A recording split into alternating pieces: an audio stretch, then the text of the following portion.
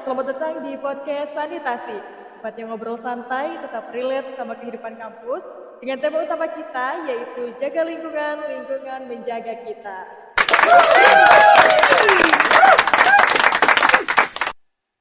Oke, di episode kali ini kita bakal bahas tentang dunia keperawatan nih teman-teman. Tapi dari sudut pandang yang berbeda. Bersama aku, Halimatus Syadia, yang akan menemani kamu di episode kali ini. Tentunya kita pada kali ini kedatangan tamu nih dari jurusan keperawatan yang bakal cerita pengalamannya dari awal kuliah, dunia praktik, tekanan mental, hingga bagaimana profesi keperawatan ini bisa bersinergi dengan kesehatan lingkungan. Oke, baik langsung aja nih teman-teman. Mungkin Kak, halo. Halo, halo semuanya. Boleh perkenalan dulu nih Kak ke teman-teman yang ada di sana yang nonton kita hari ini. Boleh. Halo semuanya, kenalin aku Ria, mahasiswa jurusan keperawatan semester 5 tingkat 3. Oke, halo Kak Ria. Halo. Oke nih Kak, mungkin awal untuk yang pertama untuk mulai podcast kita pada episode kali ini, kita akan flashback dulu nih Kak. Waktu awal masuk kuliah keperawatan ini, ekspektasi kakak bakal gimana sih Kak? Gitu. Aku jawab ya. Jujur, aku nggak ada expect sih kalau misalkan aku bisa kuliah di keperawatan, karena basicnya dulu aku di SMA itu jurusan IPS, dan ekspektasi aku itu aku akan kuliah di pemerintahan, hukum, dan semacamnya. Aku nggak expect kalau misalkan aku bisa kuliah di kesehatan, terutama di keperawatan. Oke, jadi kayak linjur gitu ya Kak Iya, ya, dari betul. IPS ke IPA Jauh ibaratnya banget gitu kan ya. kalau Iya, belakang. gitu. Nah, berarti kalau dari IPS nih awalnya nih di SMA-nya terus masuk ke IPA gitu ke dunia kesehatan. Gimana sih kalau kakak menghadapi tugas-tugas yang biasanya kalau di SMA itu IPS, tapi kalau kita masuk dunia kesehatan itu kan tentang IPA, maksudnya menjalurnya ke IPA gitu. Itu gimana Kak? Kalau awalnya ya, jujur survive-nya tuh luar biasa banget ya, struggling. Karena kan memang aku nggak membawa basic yang IPA itu ya. Karena kan dulu IPS belajarnya kayak tentang peta, peta buta, geografi, sosiologi, dan semacamnya gitu. Tapi ya karena bantuan teman-teman yang support juga kan, itu juga membantu aku sih untuk bisa survive gitu. Terutama di jurusan keperawatan yang awam ya awalnya. Terus kakak kayak pernah ngerasa burn out gitu nggak sih Kak kalau ketika ngerjain tugas-tugasnya gitu juga? Pasti burn out banget, soalnya kalau di keperawatan ini lumayan hektik ya, untuk buat laporan gitu. Apalagi kan kami ada dinas-dinas kan ke rumah sakit gitu. Jadi burnout tuh pasti ada gitu, pusing ya. Pusing banget gitu ya Kak ya? Iya. Oke, ini tadi kan kakak bilang nih berarti kakak udah turun ke rumah sakit gitu ya Kak? Udah. Oke, ini kan udah semester 5 gitu. Nah kakak nih turun ke rumah sakit ini udah dari semester berapa nih Kak mulai turun ke rumah sakit? Aku turun ke rumah sakit semester 4. Oh, dari semester Iya. 4. Oke. Nah, ngomongin praktik ke rumah sakit nih Kak ya. Pas pertama kali kakak turun ke rumah sakit itu gimana sih Kak perasaannya gitu? Pasti kalau untuk pertama kali takut ya, nervous. Tapi nervousnya itu kalah sama rasa excited. Aku excited banget karena aku tuh pengen tahu loh, apa namanya sih, yang kata orang kalau misalkan kita dinas di rumah sakit itu kayak gini gitu. Aku pengen buktiin aja, ternyata bener gak sih kalau misalkan dinas di rumah sakit itu kayak gini gitu. Tapi seru banget dinas di rumah sakit. Kayak banyak hal yang baru aku tahu gitu loh di dinas di rumah sakit. Oke, ini kan kakak dinas di rumah sakit. Di rumah sakit mana nih Kak dinasnya? Kebetulan di rumah sakit daerah Abdul Muluk. Abdul Muluk. Itu berapa lama sih Kak? Kurang Dinas di rumah lebih sakit? 3 minggu. 3 minggu ya? Iya. Oh, cukup lama juga ya Kak ya? Lumayan gitu. Untuk tugas-tugasnya itu gimana sih Kak kalau kita praktik di rumah sakit itu? Jadi aku jelasin ya. Nah, Jadi gimana, Kak? untuk 3 minggu itu kami per 1 minggunya kami harus cari pasien. Jadi satu minggu itu kita harus buat laporan pendahuluan dan asuhan keperawatan terkait pasiennya. Gitu. Jadi kita harus kaji nih pasiennya ini riwayat penyakitnya dari awal masuk rumah sakit sampai dia keluar dari rumah sakit. Itu berulang terus sampai 3 minggu. Gitu. Jadi kita harus cari pasien gitu ya Iya, Kak ya? iya. Pastinya. Itu ada targetnya tersendiri gitu nggak? Jadi 3. Jadi setiap 3 minggu gitu ya? itu Setiap- satu pasien. Ya. Oh, Jadi oke, kalau oke. misalkan 1 minggu itu pasiennya udah pulang, ya kita harus cari pasien baru lagi gitu. Jadi harus terus cari pasien gitu Iya, ya pastinya gitu. Nah, oke nih. Jadi kalau misalkan kita udah ketemu pasien nih Kak, terus Kakak pernah nggak sih dapat pasien yang bikin Kakak itu banyak belajar tentang kehidupan nih selama praktik rumah sakit di ada Rumah Sakit Abdul Muluk itu ada Kak? banget lagi. Jadi eh di selama 3 minggu ini kan aku selalu kaji pasien nih dari dia awal masuk rumah sakit, dari awal dia sakit sampai dia masuk rumah sakit, bahkan sampai dia pulang gitu. Alhamdulillahnya pasien-pasien yang aku handle untuk laporan aku ini, mereka tuh sangat welcome banget. Jadi mereka tuh cerita tentang latar belakang mereka gitu. Nah di situ aku dapat insight baru gitu tentang kehidupan. Kayak mereka tuh cerita tentang sosial budaya mereka gitu. Jadi mereka nggak tertutup. Jadi aku dapat ilmu-ilmu baru sih. Jadi kita juga bisa banyak belajar ya Kak Iya. tentang kehidupan dari pasien-pasien gitu. Dan pastinya setiap pasien juga kan berbeda gitu ya Kak. Gitu. Terus gimana sih rasanya Kakak kan udah menghadapi pasien-pasien nih Kak. Terus pertama kali dikasih tanggung jawab penuh gitu terhadap pasien itu perasaan Kakak gimana gitu? Itu sebenarnya nggak tanggung jawab penuh juga sih, pasti ada bimbingan dari kakak-kakak senior yang di rumah sakit juga yang udah berpengalaman gitu. Pasti takut ya, karena kan kita langsung ke pasiennya gitu ya, apalagi kita baru pertama kali praktik, jadi takut salah ngasih asuhan keperawatan, takut salah kasih obat, atau takut salah kasih tindakan itu pasti ada takut. Terus kalau ngomongin kan takut-takut gitu, ada titik Kakak pengen nyerah nggak sih Kak waktu selama praktik di rumah sakit gitu? Titik capeknya gimana sih gitu kan? Atau dari Kakaknya gimana? Kalau titik nyerah nggak ada sih, karena benar-benar seseru itu. Tapi kalau misalkan titik capek pastilah, karena kan kami kan dinas ada 2 shift, jadi shift pagi dan shift siang. Nah shift pagi itu dari jam 7 sampai jam 2 siang. Jadi, terus untuk shift siang atau shift malam itu dari jam 2 sampai jam 9 atau jam 10 malam. Nah itu mungkin capeknya sih. Setelah itu kan kami harus ngerjain laporan, harus begadang gitu. Laporan itu kan harus dikonsul-konsulkan terus kan. Jadi itu sih paling. Oke, jadi sambil bimbingan untuk konsul-konsul laporan gitu juga ya? Yang pasti sambil dijalanin aja gitu ya Kak ya? Oke. Jadi gini nih teman-teman, dengar-dengar juga nih ya dari mahasiswa keperawatan ini itu rentan stres katanya teman-teman. Apalagi praktik dan tugas yang numpuk gitu. Apakah benar ini Kak? Tanggapan dari kakaknya nih gimana? Kalau misalkan kalau dibilang rentan stres, pasti mahasiswa keperawatan benar.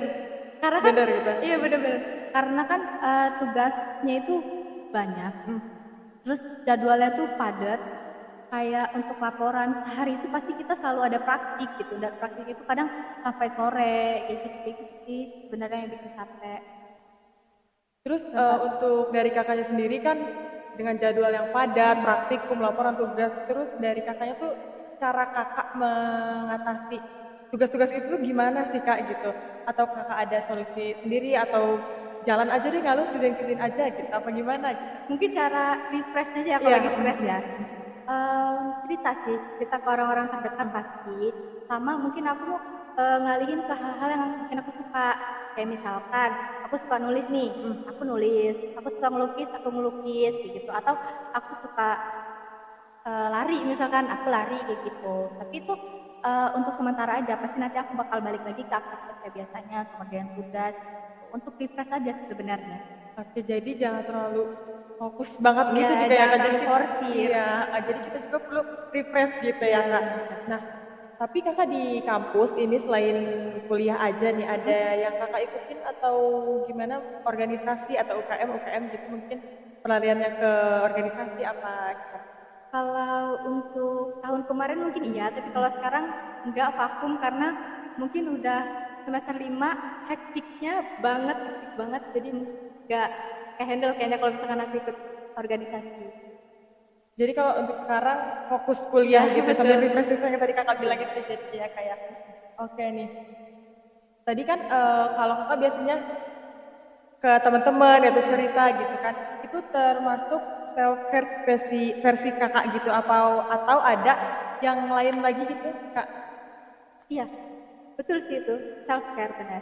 Kalau misalkan versi lain nggak ada sih, karena ngelakuin hal-hal yang kita suka itu adalah bentuk self reward juga ya untuk kita gitu. Bener-bener. Iya. Terus kalau udah terlalu jenuh banget nih ya kak, udah terlalu jenuh banget sama tugas, terus kayak laporan yang banyak banget gini, biasanya kakak kaburnya kemana gitu, kayak pelariannya ada tempat pelarian kakak apa gimana selain ke yang tadi udah kakak sebutin gitu? Biasanya aku keluar sih ngopi. Ngopi banget ya kak, Ngopi gitu. banget. Ngopi ini kayak ya udah gitu ngopi aja gitu Ya ngopi santai gitu. aja sendiri. Terus kalau misalnya sendiri nih, tapi kadang suka ngajak teman gitu atau enggak? Biasanya sendiri sih, karena biasanya kalau kita lagi pusing, burn out, butuh waktu sendiri sih menurut aku. Kita butuh ya itu tadi ya, tenang aja mungkin ya kak. Me time. Wah bener. Sekarang bahasanya me time, time, ya bener ya, banget ya kak ya. Oke, kita lanjut ke ngomongin kolaborasi nih kak. Kalau menurut Kak Ria sendiri nih, keperawatan dan kesehatan lingkungan itu bisa kerja bareng nggak sih kak?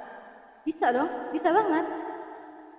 Nah, kalau bisa banget kayak betul sih kak, emang kayak bisa banget ya, karena Iya. kita sama-sama di dunia kesehatan juga gitu kan. Nah, kayak kalau bisa kerja bareng, nah edukasi bareng hasilnya pasti lebih maksimal Iya, juga betul. kan gitu. Nah, terus aku harapan kedepannya kan profesi bisa lebih terbuka ya, bukan saling merasa lebih penting tapi saling melengkapi gitu. Terus menurut kakak nih aku mau tanya lagi nih kak. Jadi aku banyak tanya nih jadinya gitu. Menurut kakak kenapa sih ada mahasiswa antar jurusan Naskes itu jarang ngobrol atau jarang kerja bareng? Juga kan ada ya kak. Tuh, banyak malahan. Iya. Mungkin salah satu faktornya itu adalah sibuk ya, karena setiap jurusan tuh punya hektiknya masing-masing. Kayak misalkan perawat nih hektik untuk tugas-tugas, laporan, dinas dan segala macam. Mungkin untuk Catherine sendiri dinas juga kan ya ke PT-PT Iya, iya. gitu kan. Mungkin itu salah satu faktor eh, salah satu faktor untuk kenapa kita itu kayak terlihatnya cuek satu sama lain gitu. Padahal ya kita sama-sama kesehatan gitu. Iya, jadi padahal kita tuh bisa untuk ya saling itu tadi ya kolaborasi gitu Iya, ya. kerjasama.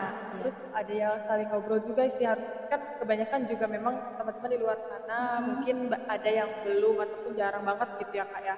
Nah terus dari kakak sendiri nih kak ada nggak sih kak usulan atau ide program yang bisa menyatukan anak keperawatan, casting, dan gizi atau lainnya gitu supaya ya bisa untuk kolaborasi terus gitu.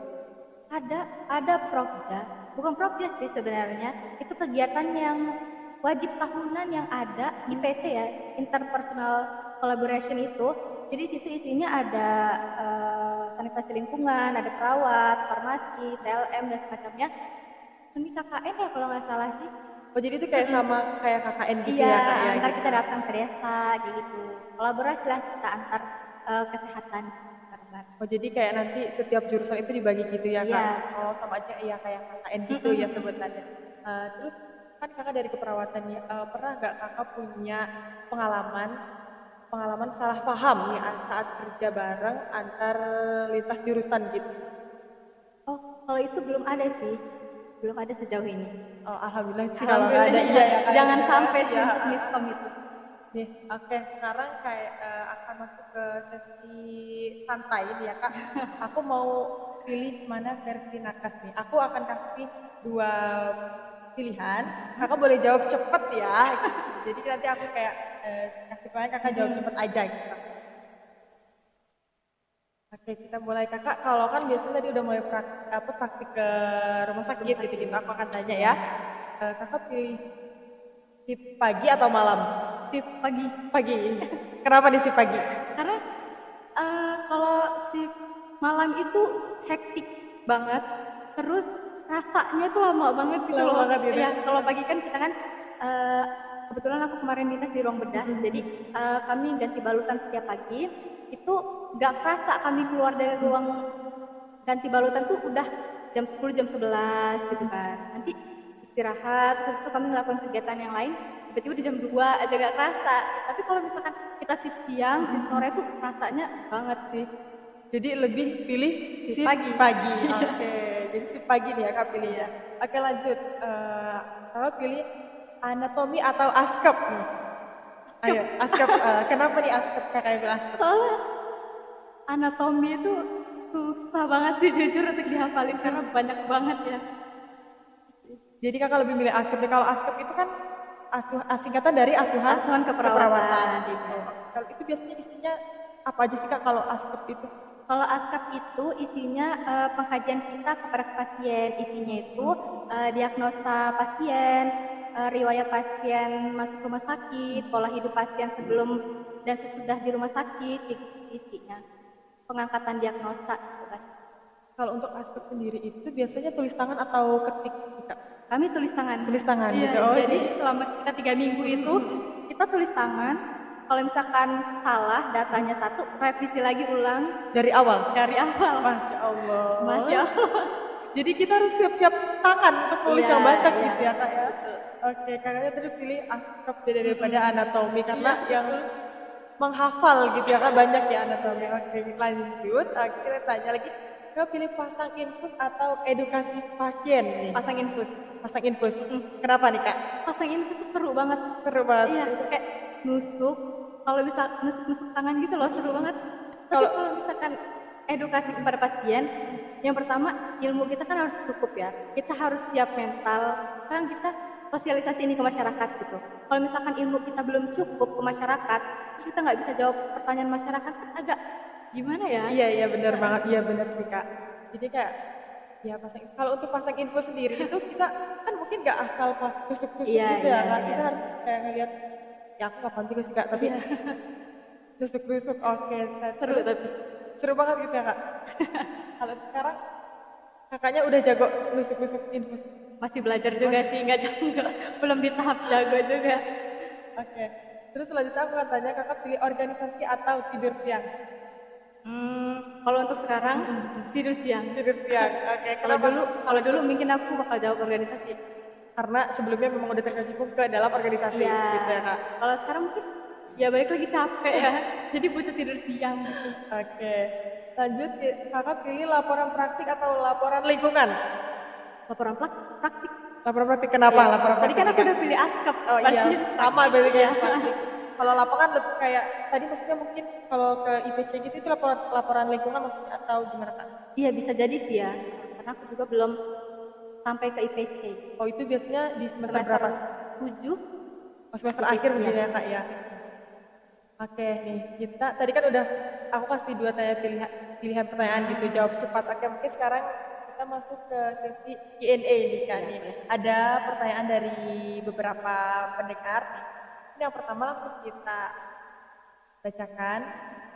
Gimana caranya jaga semangat waktu praktik terus kena marah senior atau dosen? Nah gitu mungkin boleh dijawab dari Kak Ria. Gimana nih? Untuk jaga semangat ya. Sebenarnya kalau misalkan untuk jaga semangat itu balik lagi ke diri sendiri sih. Kita harus cari ya semangat kita itu apa gitu. Tapi yang harus nggak boleh hilang di pikiran itu balik lagi ke tujuan awal gitu. Kamu mau apa di sini gitu.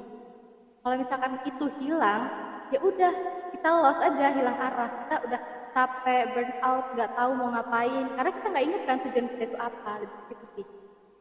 Oke, terus kan biasanya kalau di kampus tuh, kalau di keperawatan itu ada aspraknya atau asdosnya gitu atau gimana? Kalau kita mau dinas rumah sakit, kita sebutnya dinas ya praktik PKL itu ada dosen pembimbingnya gitu. Nah itu biasanya galak-galak atau gimana atau kan orang sih beda-beda sih maksudnya. Kakak pernah dapat yang timbang galak atau enggak nih gimana atau pernah diomelin apa gimana? Alhamdulillah enggak sih. Baik-baik Baik-baik semuanya gitu. Mengayomi gitu ya. Kecuali Kenapa kita tuh, Kak? askepnya nggak bener datanya, itu mungkin bisa ya. Kena omel gitu. Iya. Itu jadinya revisi ulang gitu. Karena ditanyain juga sih. Oh gitu, oke. Terus ini ada pertanyaan kedua nih Kak. Coba tadi ini udah kejawab, tapi ini aku bacain ulang ya Kak. Apakah anak keperawatan dan kesehatan lingkungan bisa saling belajar? Itu boleh dijawab dan saya. Bisa dong. Aku punya beberapa temen di sanitasi, di casting. Aku suka banget kalau misalkan main sama mereka, nanya kayak apa aja sih ini pelajari nih di casting gitu. Terus bener-bener menarik banget mereka suka cerita. Ngukur pH air ya, angin, terus nyamuk, tikus itu menurut aku menarik banget kayak malam aja buat aku. Iya sih, karena mungkin aku dari mahasiswa kesehatan lingkungan Iya. juga dengar cerita dari kakak jadi tahu kan tentang perawat, oh ternyata gini-gini. Iya. Karena aku juga kalau nggak ngobrol gitu, ya sama-sama awam gitu kan, nggak Iya. tahu kalau di casting ya memang kita pH air kan, tikus, kecoa kayak mainnya kayak gitu. Seru banget. Ya seru, tapi kalau itu kadang karena aku takut serangga gitu ya kak, Oh, iya. jadi ya takut beli gitu. Tapi ya karena kita udah masuk ke jurusan ini, jadi kita harus dipaksa untuk nggak geli dan harus bisa gitu. Iya, pasti lama-lama terbiasa kok. Iya, Kalau di perawat juga banyak yang takut jarum, takut darah gitu. Tapi karena udah biasa, ya mau nggak mau harus mau ya kan? Iya, jadi kayak awalnya tuh terpaksa lalu terbiasa kayak gitu ya kak ya. Betul, betul, betul. Terus jadi ada lanjut pertanyaan selanjutnya tuh ini kak, jadi nih katanya aku mahasiswa baru keperawatan dan sering ngerasa minder. Gimana cara ningkatin kepercayaan diri pas praktikum? Kayak gitu, mungkin boleh dijawab ya. Bingung ya coba. Lebih ke jangan berpatokan sama orang lain sih. Maksudnya kan kayak dari start dan finishnya orang itu beda-beda ya. Kalau kita jadiin orang lain itu sebagai patokan kita, ya kita nggak akan maju-maju gitu loh, akan minder-minder terus-terusan gitu. Lebih ke fokus aja sama diri sendiri, ningkatin supaya value-nya tuh high gitu loh. Gitu. Oke nih teman-teman, tadi kan udah dijawab nih. Terus ini ada pertanyaan dua lagi nih kak pertanyaannya. Kalau lingkungan kerja di rumah sakit itu toksik gitu, harus gimana sih kak cara nyikapinnya? Kayak gitu. Kalau karena aku praktik juga baru sekali ya di rumah sakit gitu. Jadi untuk nyikapinnya, toksik dalam artian Mungkin lingkungannya yang kayak mereka tuh mikirin diri sendiri atau kayak ngejudge gitu mungkin ya kak. Karena di sini pertanyaannya rumah sakit yang toksik aja sih gitu. kalau kita ya sebagai mahasiswa gitu kan di sana juga kan kita masih butuh ilmu gitu ya. Mungkin diambil aja yang positifnya aja gitu, dibuang yang negatifnya gitu. Lebih disabarin aja sih. Jadi jangan terlalu mikirin orang lain juga ya. Kita kan di sana belajar, jangan cari ilmu juga ya kak ya. Gitu. Oke, kita masuk ke yang terakhir nih kak.